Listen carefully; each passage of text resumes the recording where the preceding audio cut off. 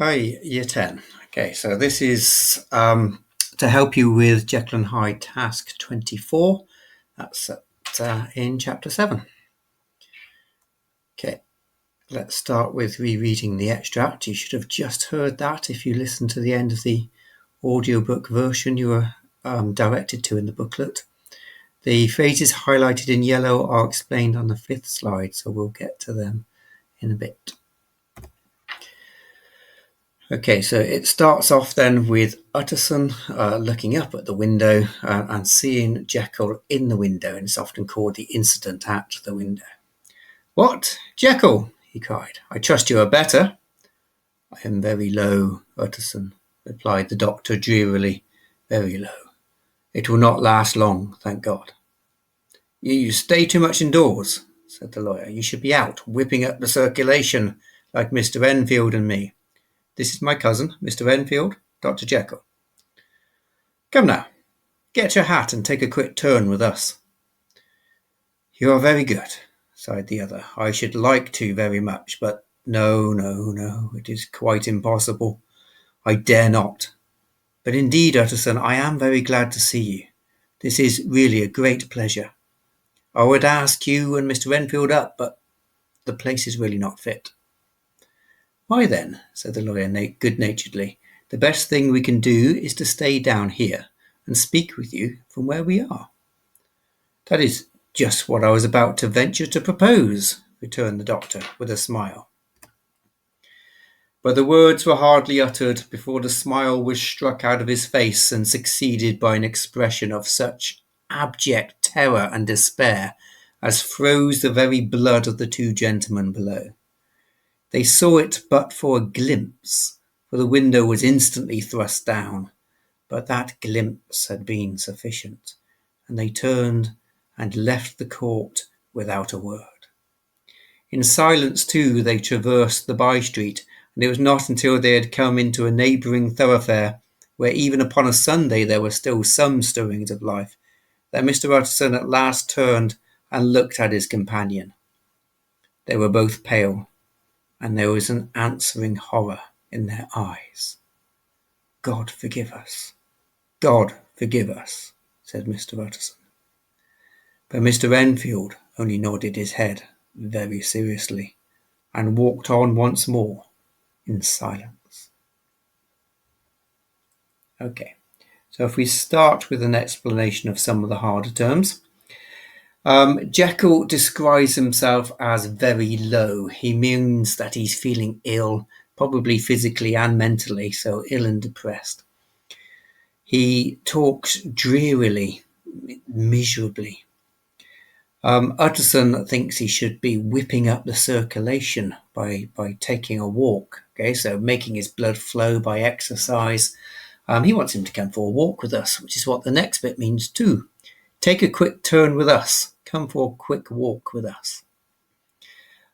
Jekyll replies, pleased, that he was about to venture to propose the same thing, which just means he was going to suggest going talking down from the window as well. The word uttered just means spoken.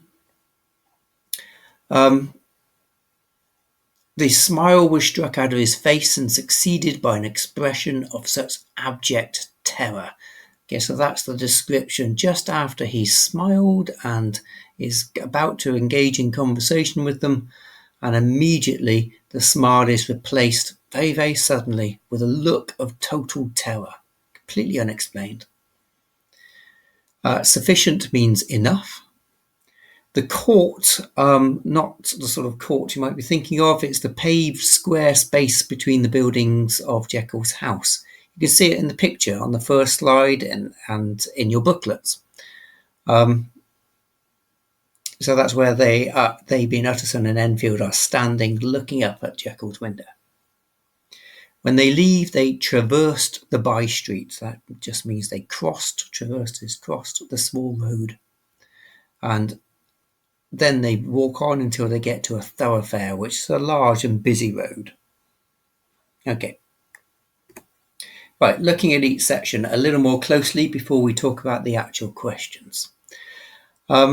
We can see by his manner of speech, the exclamation marks in particular, that Utterson is surprised to see Jekyll at the window. He hasn't seen him out for a considerable amount of time. I mean, he's not out, he's only at the window. But Utterson is surprised and pleased to see him. And when he says, "I trust you are better," he hopes perhaps that maybe Jekyll has recovered from whatever has kept him out of society. But immediately that optimism is taken away from Utterson, taken away from us, the readers, too, with the reply being very low. Not only the repetition there, it's a little bit of diacope, isn't it? Very low, Utterson, very low, emphasizing how bad he feels. But the way in which he thanks God, remember the religious beliefs of the time, even in someone like Henry Jekyll, this was a religious society, a Christian society. It's less common to say something like "thank God" unless you really meant it. And what's he thanking God for? That it will not last long. He doesn't mean he's going to get better. He thinks that he's on his last illness and it's so bad he would like it to be over and for death to come. Okay, when he's asked out for the walk, he says how much he would like to, but that he can't, without ever really telling us why. We get that intriguing part highlighted here in the orange, "I dare not." Okay, and that clearly means he's afraid of something. We don't know what he's afraid of. Perfect for a Gothic text. It's got fear, it's got terror, it's got mystery, and we're left with an unresolved question.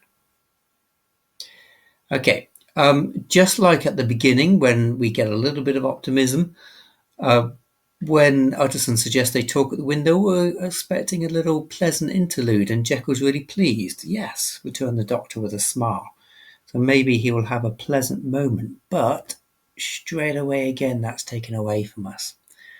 The words were hardly uttered before the smile was struck out of his face. Struck. Imagine something very sudden. It sounds very physical as a verb, doesn't it? As if something quite severe has happened to him. Again, mystery, we don't know what it was. And instead of the smile, it is followed by, succeeded by, this expression of abject terror and despair. So utter terror and despair.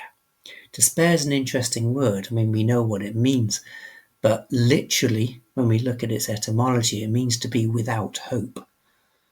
So it's like he has lost all hope for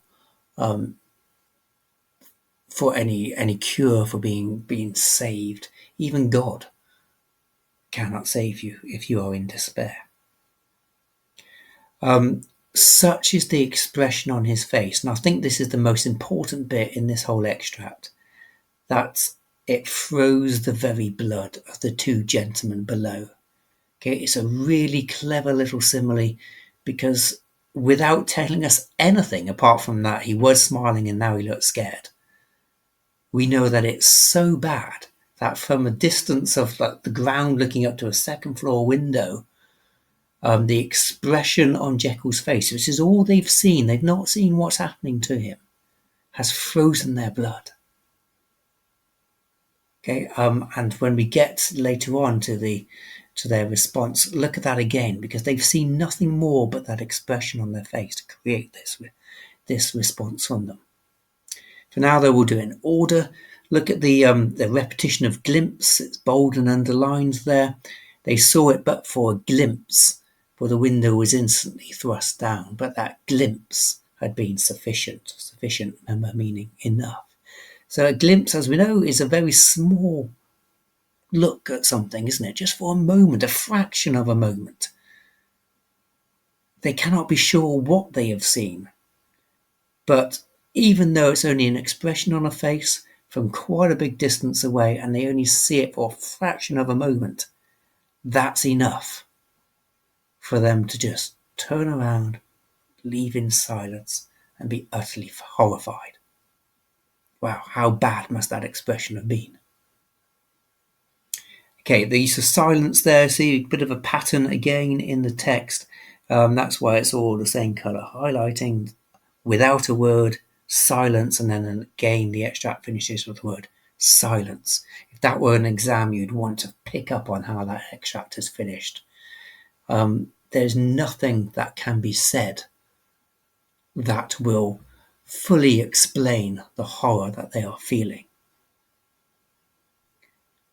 And equally, of course, that allows Stevenson to draw out his terror, draw out his mystery, withhold information for even longer. Very, very typical of a Gothic text. It's only a short text overall, but it's tense from the very beginning, and the resolution only comes in the long final chapter.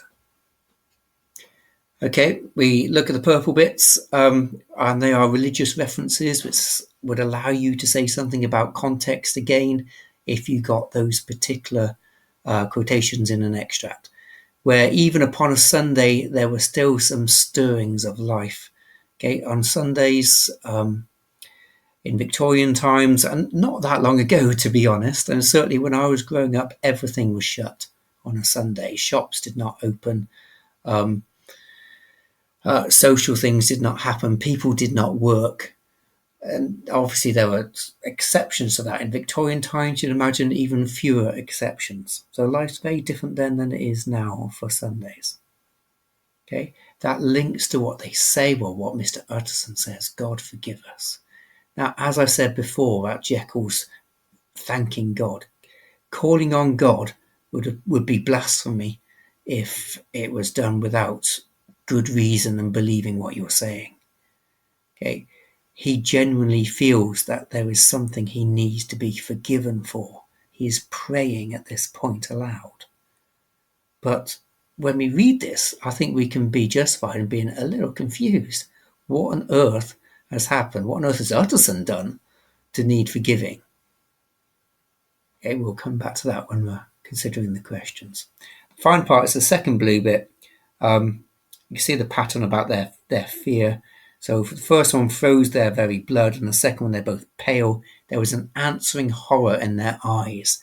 So without words, they look at each other and they can see the horror in Utterson's eyes is answered by the horror in Enfield's eyes, and vice versa as well. Okay, so to look at the questions in your task. What do you think Utterson and Enfield see at Jekyll's window? Okay, so we can be very literal about that. It's an unexpected sighting of Jekyll. He is being kept away from his friends, or he has kept himself away from his friends for a long time now in the book. So he has become the typical Gothic outsider. We're talking about the literary context here, so you're picking up context marks if you're talking about the Gothic. The Gothic outsider is a character who is isolated and vulnerable, perhaps, but also potentially dangerous. Okay, we don't understand yet why they might be dangerous, but they're different from us in some way. We may both feel sorry for them and fear them.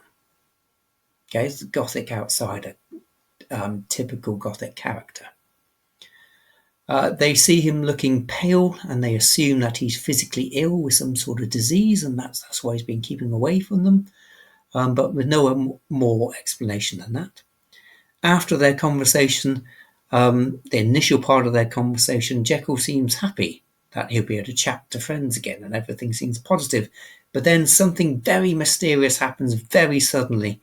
We only see what Utterson and Enfield see, which is almost nothing. And the sudden change in his facial expression from happiness to horror. But then very quickly, Jekyll slams the window shut. We see no more. And Utterson and Enfield leave in silence and in fear and horror. We don't know why. Okay, question 2. 2 slides on question 2. How do we know that they are horrified by what they see? Well, straightforwardly, we know from the words Stevenson uses to describe their feelings. Okay, and we can bring in some subject terms when we're doing that. So he uses simile to tell us that it froze their blood. This simile suggests that they are terrified by what they see and totally shocked. We, of course, are not allowed to see it ourselves, which maintains that Gothic mystery and terror again. Terror, remember, is fear of something that might happen in the future, as opposed to horror, which is the fear of something that is happening right now. Stevenson also writes at the end of the extract that they are both pale, and when they look at each other, they both have a look of horror in their eyes. So very direct, particularly with the word horror. Description, narrative, telling us that they're scared. It's important that there are two of them, I think, at this point. Remember, none of this is real, so there didn't have to be two of these characters going for a walk. It might have just been Utterson, it might have just been Enfield. Stevenson puts them both there so that we have some degree of backup, if you like. We know that it's not Utterson overreacting because he hates Hyde so much, that it's not Enfield, about whom we still know very little, perhaps imagining what he saw. And maybe they wouldn't have believed each other, but they're both there, they're both aware, and it gives more credibility to us and therefore makes the supernatural tale scarier. There can be no mistake about the truth of what they saw, whatever it was. Okay, second slide on question 2. We also know by what they do and what they say.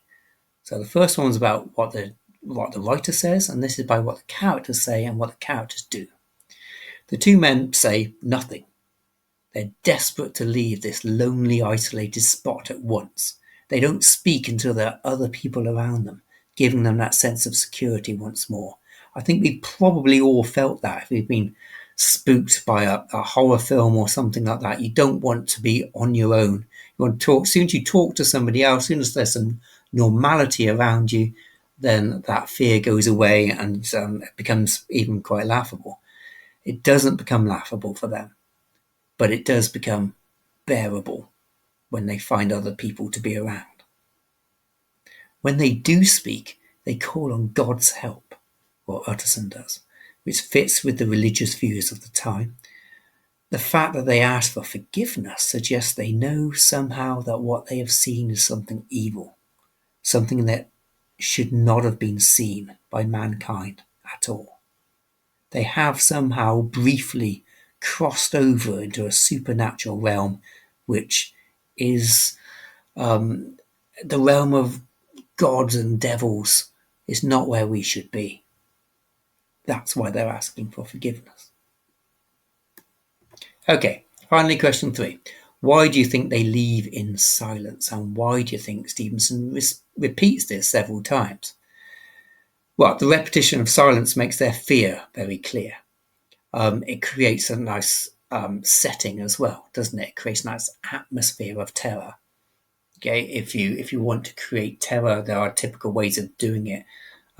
Darkness and silence being two of the most obvious. They're so afraid that they cannot even speak about it, or indeed speak at all until there are other people around them. The emphasis placed on silence also helps to create the sense of isolation that surrounds Jekyll now, as he has moved as a character into the role of Gothic victim. Okay, he's still an outsider, but now we clearly see him as a victim, and that isolation is crucial to that. When they do reach the street with some noise in it, the fact that it's Sunday adds to that religious atmosphere. And when it's just mentioned, it would probably didn't feel very religious, but Stevenson putting the word in, okay, adds to that atmosphere, but also explains why it's still a hushed environment, to get back to the idea of silence. As people and businesses did not work on Sundays, as I said before. Sorry, it's like typo and environment there. Okay, and that's it. That should hopefully help you to answer the 3 questions. Good luck.